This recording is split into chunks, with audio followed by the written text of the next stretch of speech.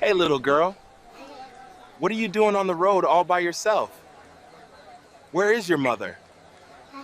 What if the love of your life, the person you buried with your own hands, suddenly appeared before you, alive but broken, holding a child wearing the bracelet you once gave her? This is the story of David, a billionaire whose world was turned upside down when he discovered that the woman he thought was dead and the child he never knew existed were standing right in front of him. But what he didn't know was that behind their suffering was an unexpected secret from within his own family. David, the well-known but humble billionaire, had just stepped out of a shopping mall at Victoria Island that evening. He had come alone, without his usual escorts, because sometimes he liked to enjoy simple moments like any ordinary man. He adjusted the keys in his hand and was about to head to his car when something unusual caught his eye. A little girl, no more than 5 years old, was wandering dangerously close to the busy road. Her tiny feet walked straight towards the moving traffic. The girl was holding a ragged doll, her dress torn and faded. She seemed lost, unaware of the danger rushing toward her. David's heart jumped. Without thinking twice, he shouted, "Hey, hey, stop!" But the child kept moving. In a flash, David dropped the shopping bags in his hand and dashed forward. Just as a car screeched to a halt with a loud horn, David scooped the little girl into his arms. His chest pounded. He looked at her face and said breathlessly, "What are you doing on the road all by yourself? Do you want to get hit by a car? Where is your mother?" The child's innocent eyes only blinked at him. She looked fragile, her lips dry, her hair looked rough. She held her doll tighter as if it was her only possession in this world. "Why are you out here, eh? Tell me, where is your mother?" David asked again, trying to sound gentle instead of angry. But as he looked down at her tiny wrist, something froze him on the spot. A bracelet. Not just any bracelet, his bracelet. The same golden bracelet he had given to the love of his life, Ella, many years ago. The same bracelet that was supposed to have been buried with her when death claimed to have snatched her away from him. David's breath caught. He held the girl's wrist carefully, staring at the small chain. His hand trembled. His voice cracked as he whispered, Where did you get this from?" The girl said nothing. Her innocent face remained calm, almost as if she didn't even understand what he was asking. David knelt down slowly to her height, his eyes pleading. "Don't worry, I won't hurt you. I promise. I just want to know, who gave you this bracelet?" The little girl blinked again and then turned her small finger towards a direction at the far end of the street. David's eyes followed her gesture, and then he froze completely. A woman was walking towards them. Her steps were weak, her body clothed in rags. Her hair was rough, her face pale, her slippers worn out. But even in her shabby condition, David would recognize her anywhere. It was Ella, the woman he had once loved with all his heart. The woman he thought he had lost forever. The woman he had cried for at a graveside years ago. His lips parted in shock, his hands trembled as he held the little girl closer. "Ella?" His voice was barely a whisper at first. Then louder, "Ella, is that you?" The woman stopped in her tracks. Her eyes widened, filling with tears as she whispered back, David, is it really you?" The world seemed to stop. David stood up slowly, his entire body shook, his mind was racing, struggling to believe what his eyes were seeing. "This can't be real," he stammered. "No, this is a dream. I saw it with my own eyes. I was there at your funeral. Ella, you were dead." At that moment, Ella broke down completely. She covered her face with her palms, her tears streaming uncontrollably. Her knees became weak and she fell to the ground, hugging the little girl tightly. Her sobs echoed through the evening air. David stepped closer, still trembling. "No, this isn't real. You're not a ghost, are you? Tell me you're not a ghost." Ella could barely speak. She shook her head, weeping even harder, holding her child in desperation. David knelt beside her, his own eyes filled with tears. "Ella, is this your child?" Through sobs, she nodded. David felt a heavy weight crash into his heart. He looked at the little girl, then at Ella, his Ella, who now looked like the beggar. She was tattered, broken, reduced to a shadow of herself. The man who had faced the toughest business battles, who had conquered empires in the corporate world, suddenly felt weak. He held Ella's trembling hand, raised her gently from the dusty ground and whispered, "I can't believe this. Please, please come with me. Let's sit somewhere and talk. I need to know what happened." But Ella shook her head, pulling her hand back in shame. "No, David. Look at me. Look how I am. I don't deserve to stand close to you anymore." David's voice cracked as he answered, "Don't say that. I carried this pain for years, thinking you were gone forever. And today God has brought you back to me. I can't just walk away. I won't leave you again. Please, let me take you somewhere we can talk." Ella's eyes dropped. Her tears flowed silently. "I can't," she whispered. David bit his lip, then stood up abruptly. "Wait here. Don't move." He ran back into the shopping mall, leaving Ella and the child by the roadside. Moments later, he returned, carrying shopping bags filled with beautiful clothes, dresses for Ella and new outfits for the little girl. He dropped the bags at her feet and said softly, "Please, take these. You'll change into them. Come with me." Just this once, Ella stared at the clothes, then at David. Slowly, she nodded. Moments later, they were in David's sleek white Range Rover. The ride was silent, tense, but filled with emotions. He drove them straight to a nearby hotel. David arranged a room and handed the bags to Ella. "Go inside, freshen up, change into these. I'll wait here." Ella hesitated, but finally entered with her daughter.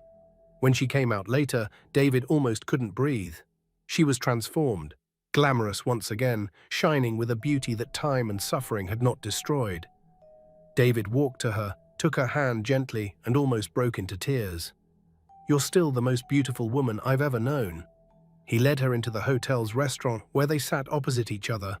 The weight of years of pain and unanswered questions hung in the air. Then David leaned forward. His voice was soft but heavy. "Ella, please, tell me everything. Where have you been all these years? What happened to you?" Ella lowered her eyes. Her hands trembled as she gripped her daughter close. Her lips parted, but no words came out, only tears. David reached across the table, holding her hands firmly. "Don't be afraid, okay? Whatever it is, we'll face it together. I promise you, I'm not leaving you again." Ella finally looked up at him. Her eyes were full of sorrow, full of pain, but also full of something David had not seen in years. She told him about what had happened, and lastly she whispered faintly, "Everything that happened was because of the secret your family buried from you, David." Her voice broke, and she covered her face with her hands, crying uncontrollably now. Tears slipped through her fingers. The secret shattered David. His eyes widened, his body went cold. He was shocked to know that it wasn't fate that separated them. It was an unbelievable secret his very own family had hidden from him all these years.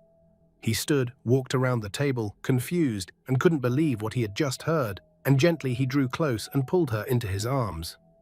"Ella," he murmured, "don't cry. You don't have to carry this alone anymore. You're safe now, okay?" She sobbed against his chest, and for a few moments, all he did was hold her, stroking her hair, feeling her trembling body in his arms.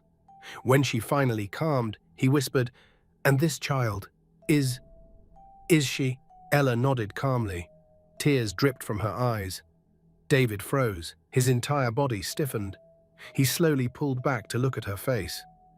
She's mine?" he stammered. Ella lowered her gaze. Her cheeks dripped with tears. "Yes, David.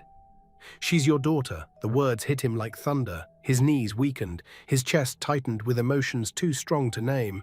He turned his eyes to the little girl sitting quietly beside her mother, nibbling on the food the waiter had placed before her. My daughter?" he whispered. His voice cracked. "All this time? My flesh and blood?" Again, Ella nodded silently. David staggered. Tears filled his eyes until they blurred his vision. He leaned forward suddenly, reaching for the child. "Come here, my angel," he said in a shaky voice. The little girl looked at her mother for reassurance. Ella gave a weak nod. Slowly, the child climbed into David's lap. As soon as her tiny body rested against his chest, David broke down completely in tears. He couldn't control the emotions anymore. "My angel," he whispered, "I am so sorry. I am so sorry I wasn't there for you." Ella stared at him through her own tears, torn between fear and hope. For the first time in years, David felt alive again. but deep inside, he knew the war had just begun. The following days were a blur of emotions.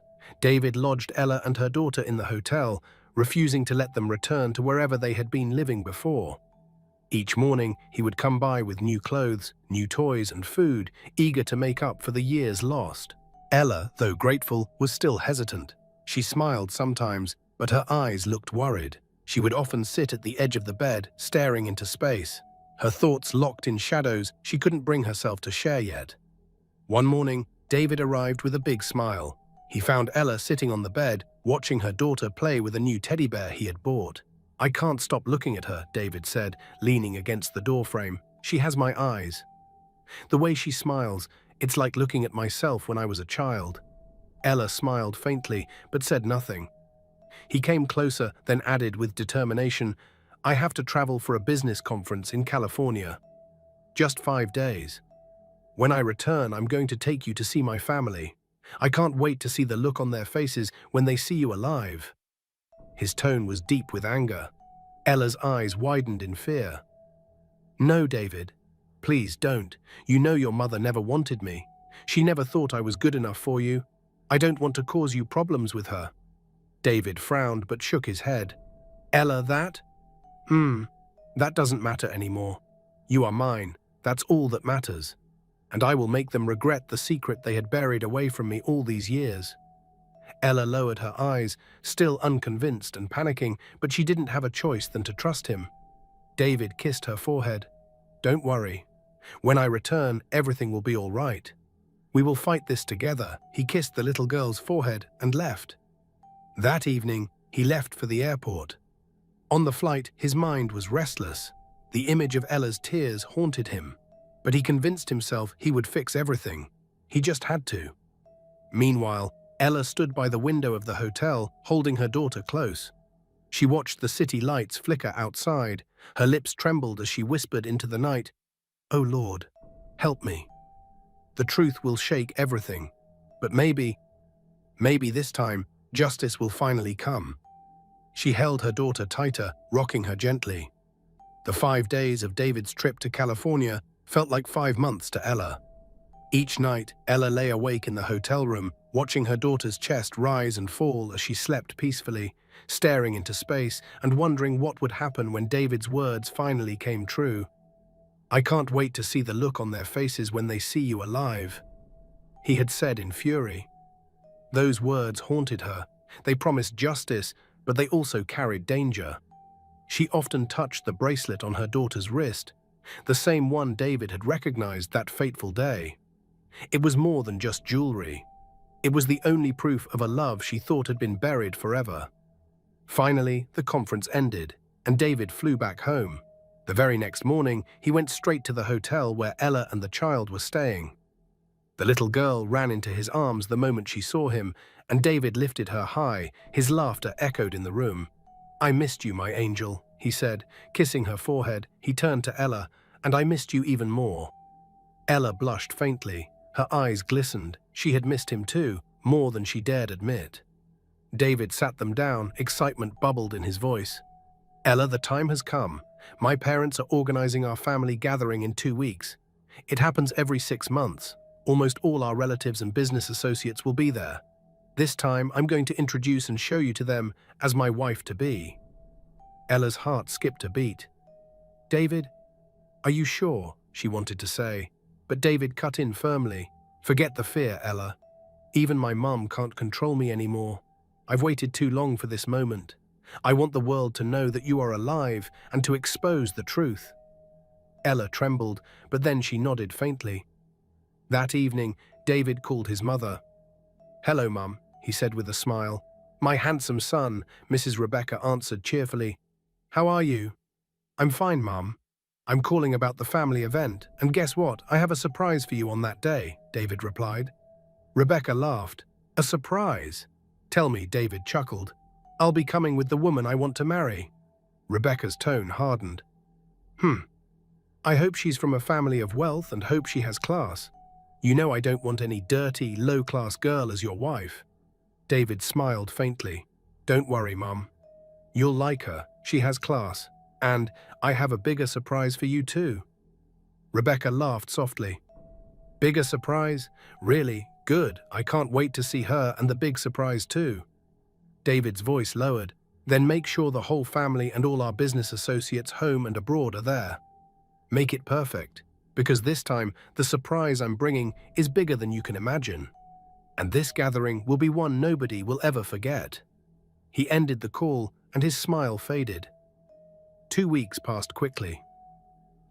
The day of the gathering finally arrived. David's parents lived in a massive mansion on the high hills of the city, overlooking the city lights of Lagos. Their family empire was well known, a dynasty of wealth, power, and influence. Every gathering was like a festival. Luxury cars lined the compound, servants rushed about, and relatives arrived from abroad. David's mother, Mrs. Rebecca, was the queen of the house. Tall, elegant, with sharp eyes that saw everything, she was known for her pride and arrogance. She often boasted that no ordinary girl would ever enter her family as a daughter-in-law. That morning, she walked around the mansion giving instructions to the staff. Her jewelry glittered. The scent of her perfume filled everywhere. She had been telling everyone that her son was bringing a classy woman as his future wife, and she couldn't wait to show her off. "Ah, my son has taste," she told her friends proudly. "I know he will never disappoint me with some useless girl from the street." "No way." Her friends laughed, nodding in agreement. Meanwhile, David was on his way, driving his Range Rover with Ella beside him and their daughter sitting quietly at the back. Ella's palms were sweaty. Her heart raced as the gates of the mansion drew closer. She remembered this place all too well. Once upon a time, she had walked here with love in her heart, only to be rejected, insulted, and left broken. Worst of all, she had faced a secret that David had sworn to finally confront openly today. "David," she whispered, her voice shook. "I don't think I can do this." David squeezed her hand firmly. "Ella, look at me. You are no longer the poor, broken girl they once mocked. You are now the mother of my child, the love of my life. You are everything to me. Hold your head high. You belong here as much as anyone else." Ella swallowed hard, nodding faintly. She wished she had David's courage. When they finally arrived, the mansion gates opened and the car rolled inside. Relatives, business associates, and friends were already gathered in the compound, sipping champagne and chatting. As David stepped out, all eyes turned to him. He was tall, handsome, dressed in a sharp black suit. But the real shock came when he opened the passenger door and held out his hand. Ella stepped out slowly, dressed in a beautiful gown David had chosen for her. Her beauty shone like the morning sun. Her presence turned heads instantly. People whispered among themselves, "Who is she? Where did David find her?" David's mother came rushing forward, her face lightened up. She hugged her son tightly. "My darling, boy, welcome. You look more handsome every day." Then she turned to Ella, her smile widened. "My God, David, this is the woman you've chosen? She is beautiful, so elegant. I knew you would never disappoint me." She held Ella's hands warmly, not even recognizing her. "Welcome, my daughter. You are truly the best. My son has chosen wisely." David forced a smile. "Yes, Mum. I told you she's classy." His father, Chief Williams, joined them, calmer and less boastful. He shook David's hand warmly, then gave Ella a kind nod. "You are most welcome, my dear." Ella bowed her head slightly. "Thank you, sir." But her heart was pounding. She could barely breathe. Inside the hall, the gathering was grand. Chandeliers sparkled above, music played softly, and the whole house smelled of delicious meals. Laughter and chatter echoed everywhere. Yet in the midst of all the glamour, Ella felt like a stranger. She clung to David's arm. Her fear grew with every smile and every glance from his family. David leaned close and whispered, "Don't worry. Just stay calm. You're fine with me. They wouldn't expect what will hit them tonight." She nodded weakly, trying to steady her trembling hands. Finally, as the night deepened, David tapped his glass with a spoon. The sound cut through the noise. Slowly the hall quieted. All eyes turned to him. "Ladies and gentlemen," David began. His deep voice sounded across the hall. "Thank you all for coming tonight.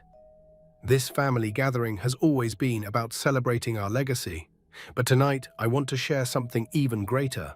Tonight, I want to introduce the woman who means everything to me.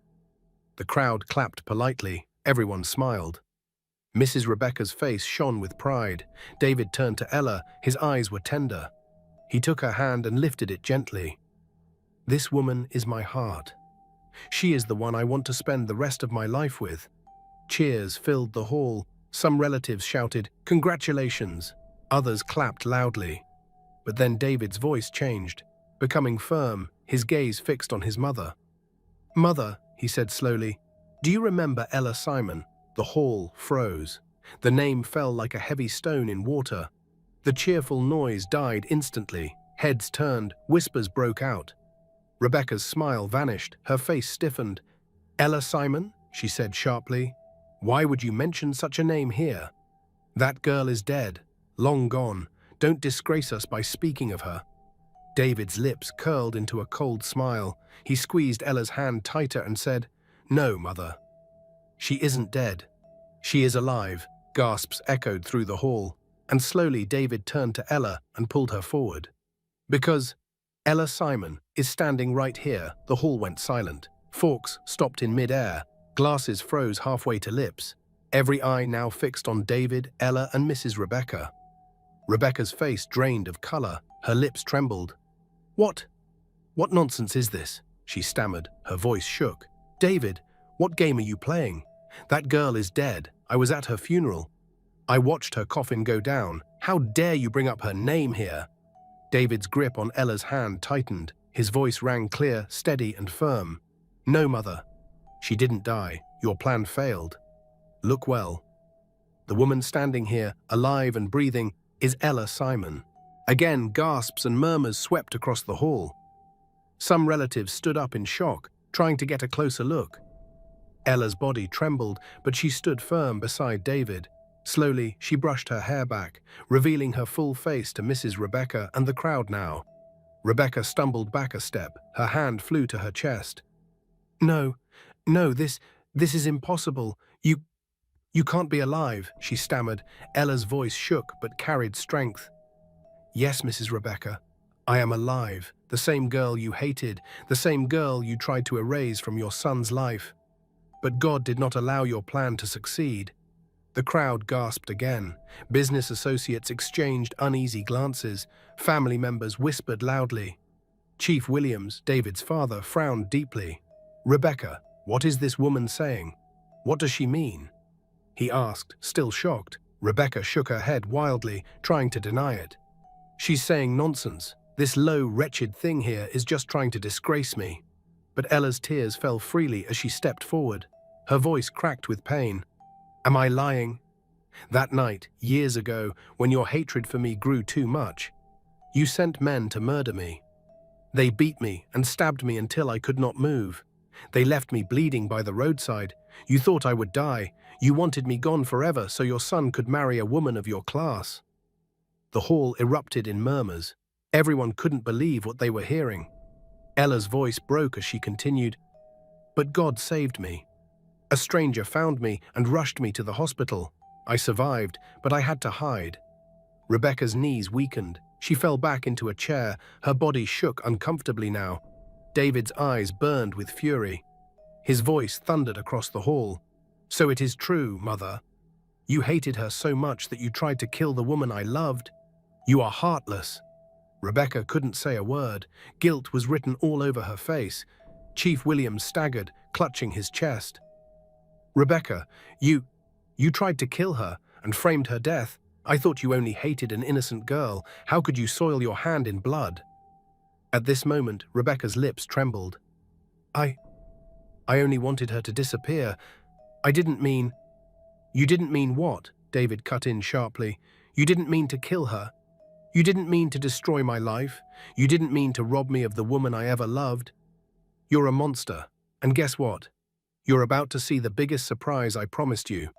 He lifted his hand and snapped his fingers. The doors at the far end of the hall opened. Every head turned. And there, walking shyly in a beautiful sparkling gown, was a little girl, Ella's daughter. Her small steps echoed against the marble floor. Her innocent face looked like a mirror of David's own childhood. The hall exploded. Gasps, whispers, murmurs filled the room. "Who is she?" She looks just like David. Could it be? The little girl walked straight to David. He bent down, scooped her into his arms, and turned back to the crowd. "This," he said firmly, his voice broke with emotion, "is my daughter, my blood. The child my mother tried to erase from this world with her mother, Ella. But God preserved her." The crowd went wild. Some stood, opening their mouths in disbelief.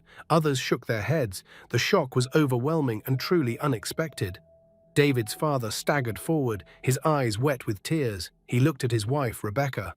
"How can you be so heartless to this poor lady and the innocent child she was carrying? Your own granddaughter. This is unbelievable. You're worse than a monster." Rebecca couldn't talk or deny it anymore. Her face was covered in tears of regrets. The truth was now laid bare. Chief Williams walked closer to David and touched the child's cheek softly. His lips trembled. "My granddaughter, after all these years. I never knew. Forgive me, my dear." He turned to Ella, his tears flowed. "My daughter, forgive me too. I never knew the depth of your suffering. I never knew my wife was capable of such wickedness. On behalf of this family, I am truly sorry."